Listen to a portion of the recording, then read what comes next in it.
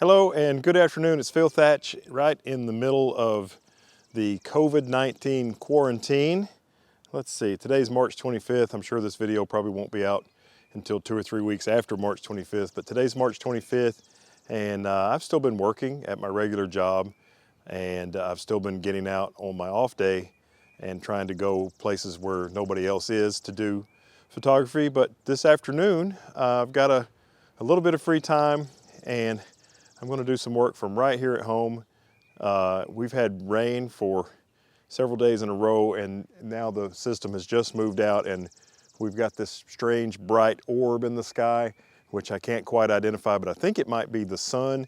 And there's all sorts of, not really flowers coming up in my yard. I haven't mowed yet for the first time this spring, although I probably almost could. But there's lots of various basically weeds and wildflowers coming up. And I'm going to use the Z50 and the F-mount 105mm f2.5 macro lens to try to get some photos of those things in the yard. And I also have the 1.7 teleconverter on here, so that should be really nice. The Z50 has a higher pixel density than a Z7, even though it's only 20.9 megapixels. The density of those pixels is tighter. So when you're really up close on something that you would probably have to crop on the Z7, you'll be really closer to that item on a Z50. So I'm going to get started. I'm going to look around and see what I can make photos of, and I'll share those with you as I go. Okay, we'll start out with the most common yard weed flower, the dandelion, and look at the color of this thing. It looks like fire, with the sun shining brightly on it and it making shadows on itself, of itself. And here is one of the smaller flowers of the day, probably the third most small of the day. I'm not sure exactly what this is, this tiny yellow flower. I made this shot at f16 and it came out pretty good.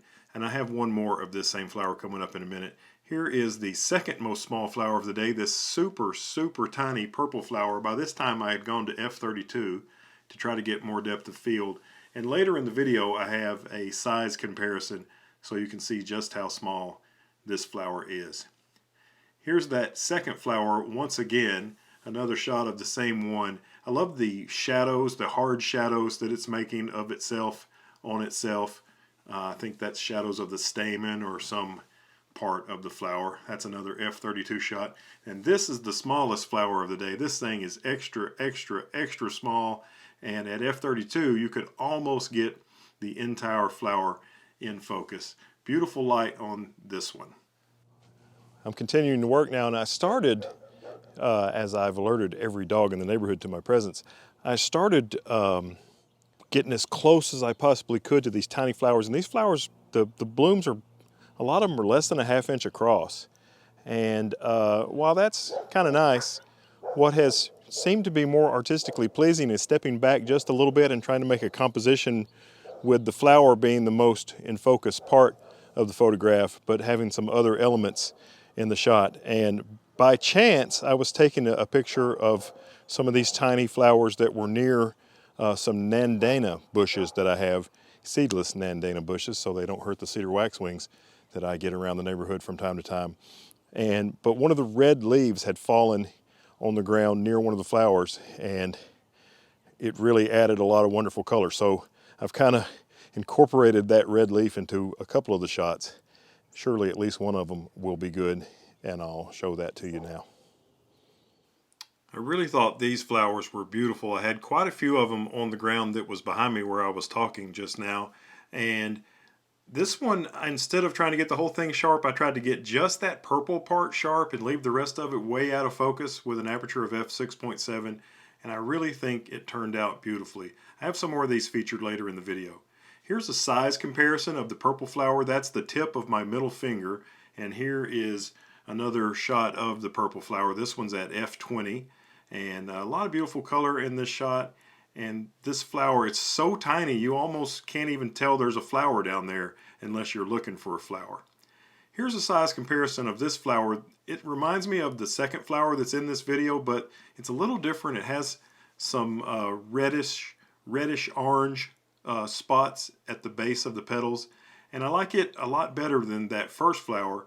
And the color of this flower lent well to having that red bandana leaf placed behind it. I really wish I had taken that blade of grass out. I thought it looked good while I was working on the shot, but once I got to editing, would have preferred it not be there. But this is one of my favorite shots of the day. Now here is a size comparison shot of the next flower I'm going to show you, and there it is. Now this flower is about the same size as that flower that had the purple stripes on it that was way out of focus a minute ago. So they're kind of tied for the second largest in the video. But I'm a sucker for a flower with white petals.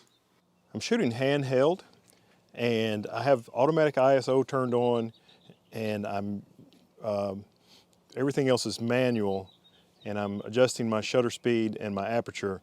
You know, wide open I think is f6 point something when you're really close on this lens with the 1.7 teleconverter on there.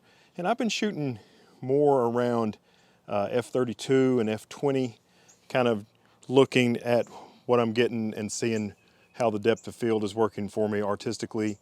You know, if every single thing is sharp in the picture, sometimes it doesn't look as good as the photos when there's some fall off.